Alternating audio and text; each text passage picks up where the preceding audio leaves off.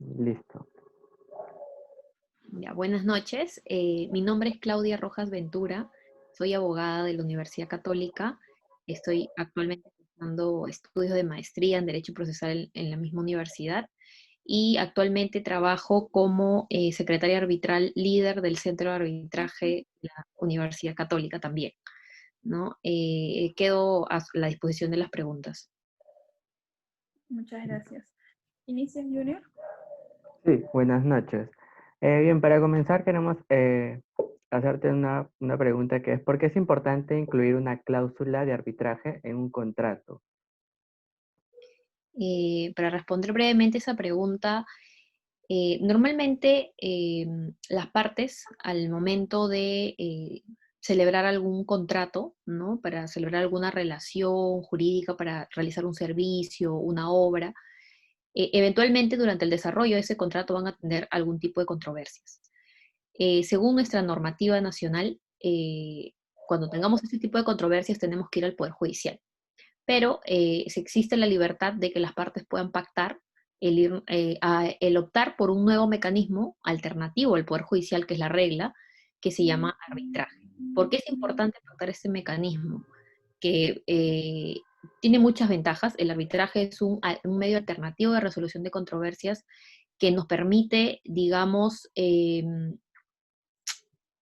evadir, digamos, el plano natural ordinario que es el poder judicial y poder irnos a resolver nuestras controversias a través de terceros, a través de personas con experiencia, ¿no? Que normalmente uno mismo los puede elegir, ¿no? Que son los árbitros, que son, digamos, el equivalente, por decirlo así, a los jueces en el poder judicial, pero uno los elige como parte, ¿no? Y es importante, ¿por qué? Porque hoy en día sabemos los problemas que atañen mucho a nuestro poder judicial, a nuestras instituciones públicas en general, sobre todo con la coyuntura nacional que tenemos, y usualmente las controversias demoran demasiado en resolverse, ¿no?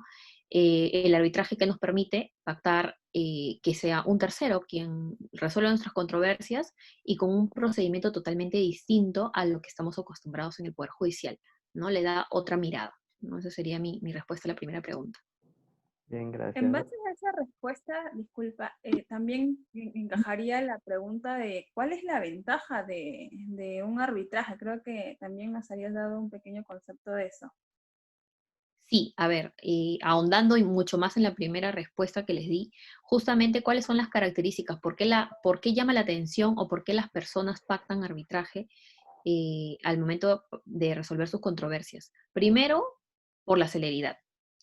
Lamentablemente, como les comentaba, el Poder Judicial tiene una percepción de que es un órgano que trabaja lento por la carga que tiene, la carga judicial que tiene. Todos los peruanos resuelven sus controversias por defecto, allí es la regla.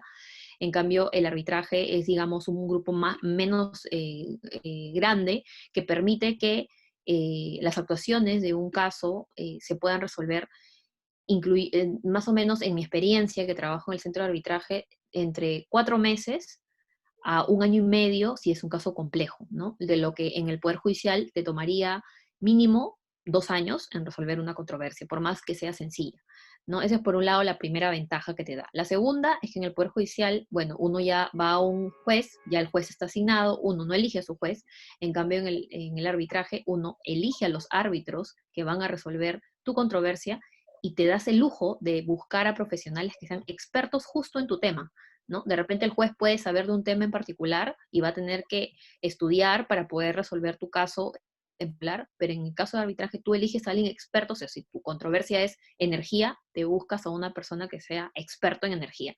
Entonces, y la nombras como árbitro, ¿no? Entonces tienes por ahí también una ventaja más que es la especialización de la persona que va a resolver tu controversia. Tercero, la flexibilidad. En el Poder Judicial y nuestro sistema procesal tiene un cierto tipo de estructura ya pactada en donde se vence un plazo y automáticamente se cierra esa etapa y pierdes la oportunidad y se tiene que continuar con el resto. Es muy formalista, es muy, digamos, estricto con el tema de los plazos.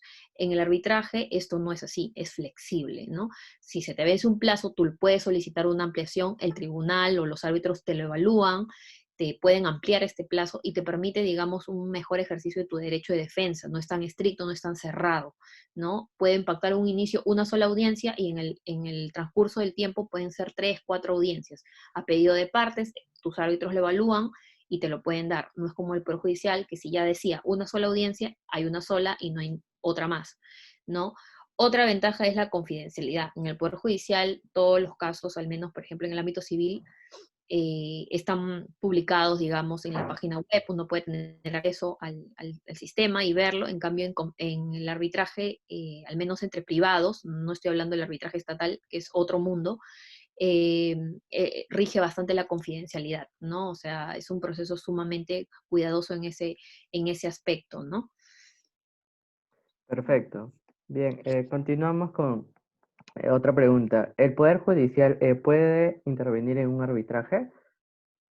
Ya. Sobre esa pregunta tiene, digamos, la voy a dividir en dos partes. La primera respuesta es que no, no puede intervenir. ¿En qué sentido? Los árbitros tienen o se caracterizan por tener como un principio que rige su actividad el tema de la independencia. ¿Qué significa esto?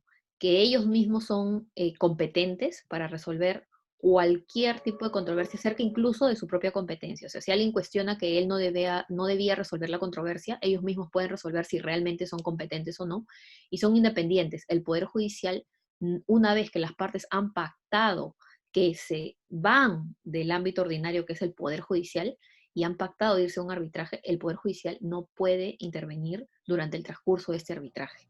Esa sería, digamos, la primera parte de mi respuesta. Sin embargo, el Poder Judicial no es que intervenga, pero según la ley de arbitraje peruana, está facultado, digamos, no a intervenir, sino a ser parte en algunas actuaciones vinculadas con el arbitraje. Sí, ¿A qué me porque refiero? Uh-huh. una pausa. Sí, porque la siguiente pregunta vendría a ser, ¿en qué secciones el Poder Judicial interviene? Ah, correcto. Entonces, yendo a esa pregunta, ¿en qué momentos interviene el Poder Judicial?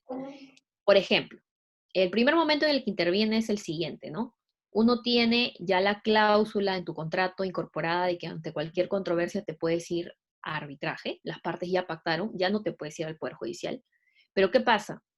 Que cuando uno inicia un arbitraje hay que pasar por todo un procedimiento, y la primera parte de un arbitraje es la constitución de tu tribunal arbitral, de los árbitros que van a resolver. O sea, la parte demandante tiene que designar a su árbitro, la parte demandada también, y luego entre ellos al presidente, entre ellos o si no una institución arbitral, tiene que definir quién es el tercero, el presidente de tu tribunal. Si no, a veces también es un solo árbitro, que se le dice un tribunal arbitral unipersonal, ¿no? Todo este procedimiento de composición de tribunal tiene su tiempo, un mes y medio, en algunos casos, lo digo por experiencia en el centro de arbitraje, ¿no? Un mes y medio.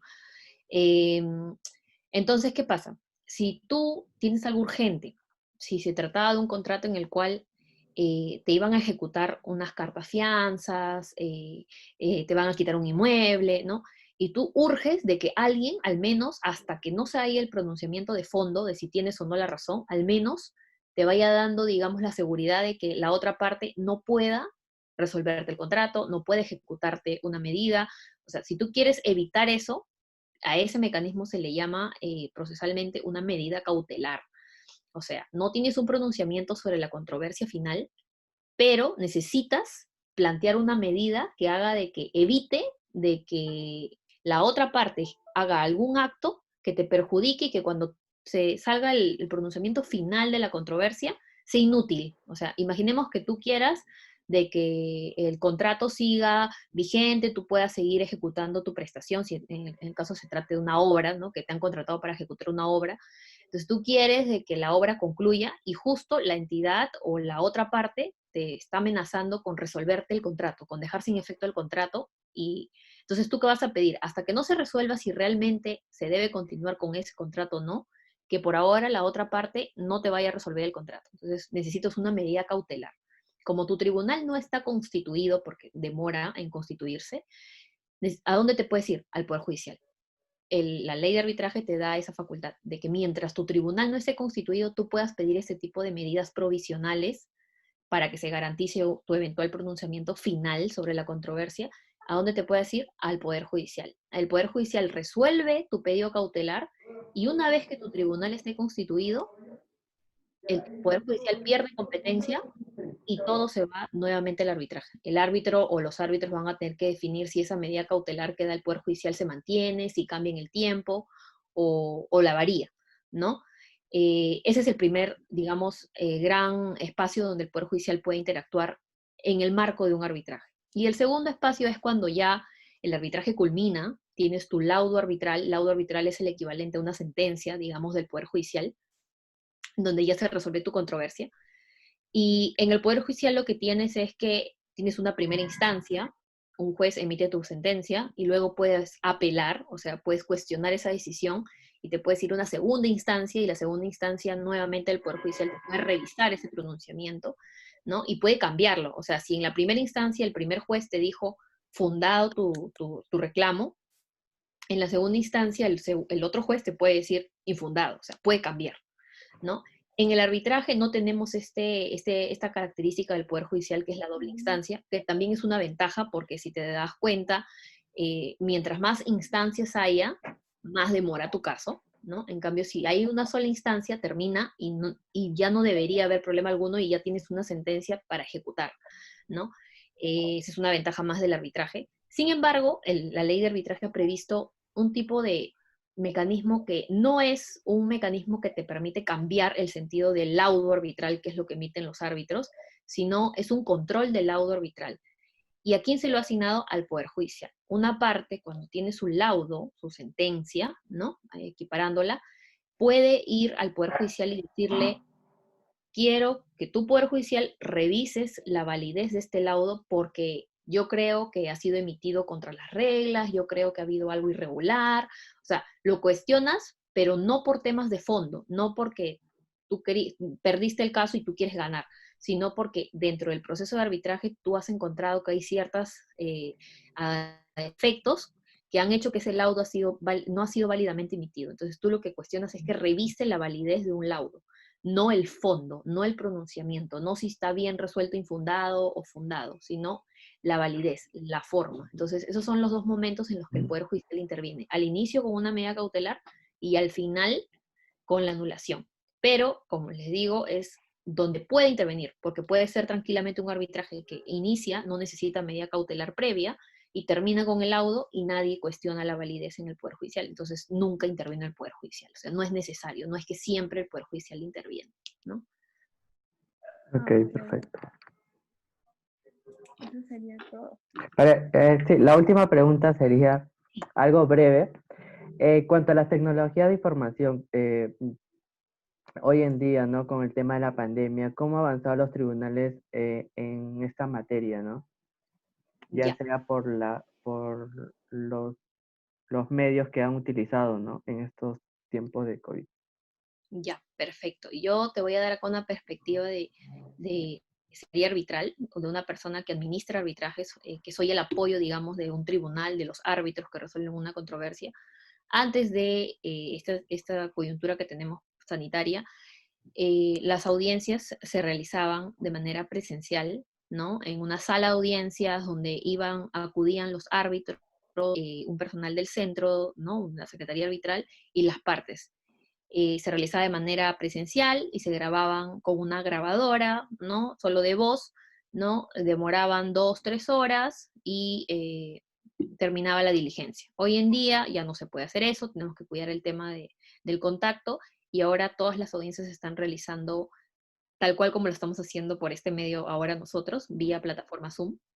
En realidad ha sido un reto cambiar eso porque estábamos todos acostumbrados a hacerlo de manera presencial, pero la verdad es que ya con todo este tiempo que llevamos en casa, mi perspectiva como secretaria arbitral es que incluso son mucho más eficientes y más rápidas de coordinar, porque a veces el ir a un lugar te tomaba tiempo, tenías que coordinar las agendas, ahora todo es virtual desde tu casa, o sea, no sales y todo es más fácil de coordinar, ¿no?